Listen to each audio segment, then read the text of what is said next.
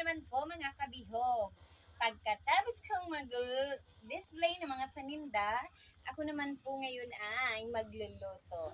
Hindi ko na po ibinidyo ang paghihilis ng batata, paghihilis ng saba, at paghihilis ng sili, sibuyas at loya. Ididirekta ko na po na aking nilulutong adobong manok.